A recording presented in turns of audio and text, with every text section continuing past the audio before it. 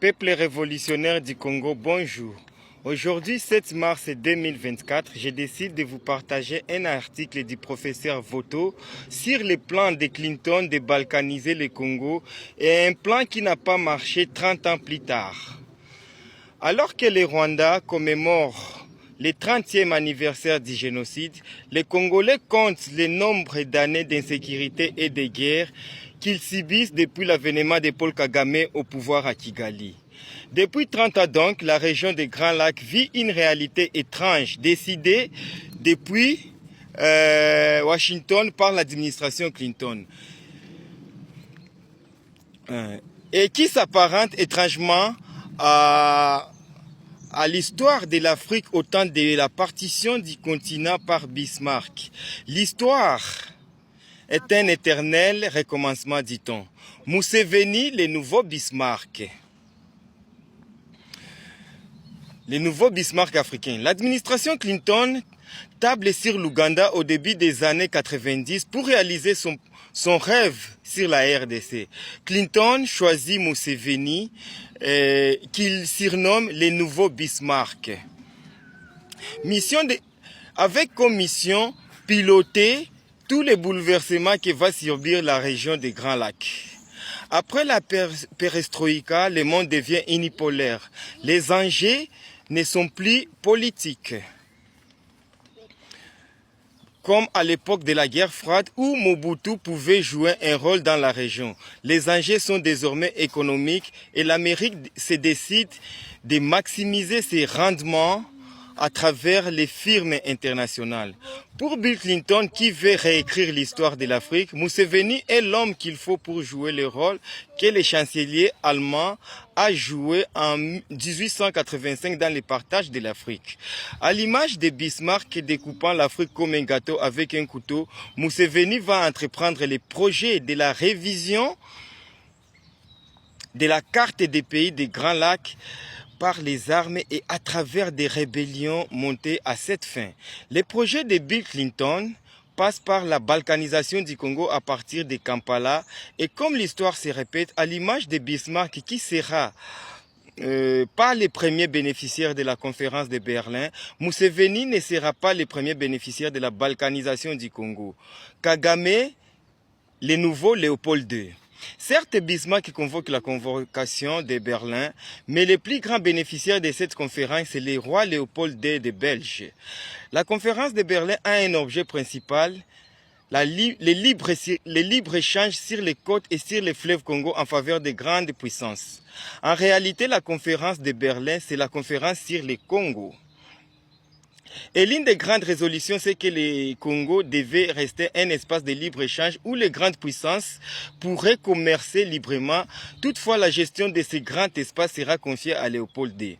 Pourquoi Léopold II, le roi des Belges, était-il assez puissant et malin pour s'accaparer d'un aussi grand territoire face aux grandes puissances de l'époque réunies à Berlin? Comme Kagame aujourd'hui, Léopold II était dans les bonnes grâces des Américains, qui voulaient à travers lui garder la même mise sur les grandes richesses stratégiques du Congo, sans s'afficher clairement comme pays colonisateur. Ils financeront des projets au Congo belge avec l'argent sorti des Chase Bank, propriété des Rockefeller.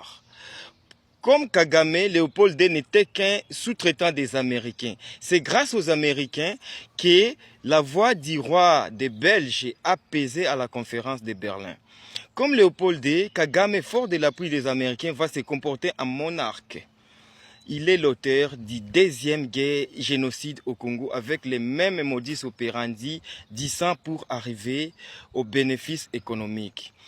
Léopold II a coupé des mains des Congolais à l'époque dans l'exploitation du caoutchouc qui était le produit stratégique de l'époque, causant 10 millions de morts, de même que Kagame, Paul a déjà fait tuer plus de 10 millions de Congolais pour arriver à exploiter les richesses stratégiques du sous-sol congolais, comme Léopold II, Paul Kagame avait bâti sa renommée sur les sang des Congolais.